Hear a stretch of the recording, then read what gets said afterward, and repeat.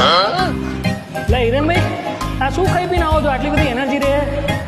અરે થોડું ખજૂર અને દૂધ પીવાનું રાખો તો આમ થોડી એનર્જી આવે તમારામાં. એવું લે દૂધ બૂધ રોજ થોડું બનાવવા બેવાનું હોય, નવરાય થોડી છે. ભાઈ ઘરે ના બનાવવું હોય તો કંઈ નહીં, આજે હું તમને રેડીમેડ પીવડાવું ખજૂર અને દૂધ એકદમ ફર્સ્ટ ક્લાસ. ચલો ચલો. હેલો દોસ્તો, તો હું કેવિનભાઈને લઈને ડાયરેક્ટ જીમમાંથી અહીંયા આવતો રહ્યો છું પટેલ ખજૂર દૂધમાં. અને અહીંયા તમે મારી પાછળ જોઈ શકો છો, અહીંયા એમનું વિશાલભાઈનું સેટઅપ છે. તો એકવાર તમને બતાવું અને અહીંયાના ખજૂર દૂધનો આપણે ટેસ્ટ કરીએ.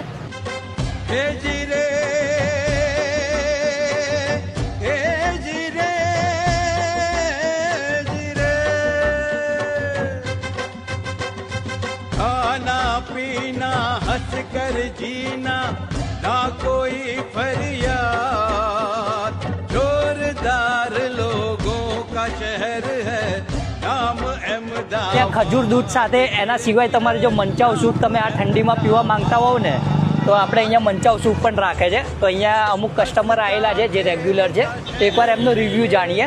તો શું નામ છે તમારું? મારું નામ ધવલ છે, ધવલભાઈ. તો ધવલભાઈ આપણે અહીંયા મંચાવ સૂપ પીવા માટે આવ્યા છે, તો એમનો રિવ્યૂ શું છે, કેવું લાગે છે મંચાવ સૂપ? સરસ છે, હમણાં હાલ જ અમે લીધું છે. ગઈકાલે પણ હું આવીને ગયો હતો આ જ સમયે, અત્યારે બી આવ્યો છું. મસ્ત છે એકદમ, ટેસ્ટમાં પણ બેસ્ટ છે. તમે એકવાર જરૂર આવો અહીંયા.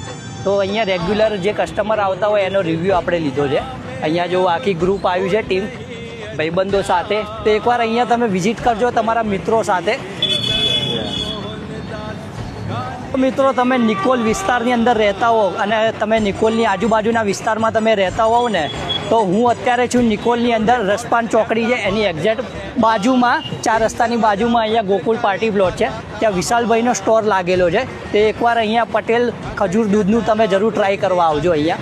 અને જોડે જોડે મંચાવ સૂપ પણ રાખે છે. તો મિત્રો વિશાલભાઈ એક સ્કીમ લઈને આવ્યા છે ઉત્તરાયણ સુધી. તમે 4 ગ્લાસ મંગાવશો તો એની સાથે 1 ગ્લાસ ફ્રી આપવામાં આવશે.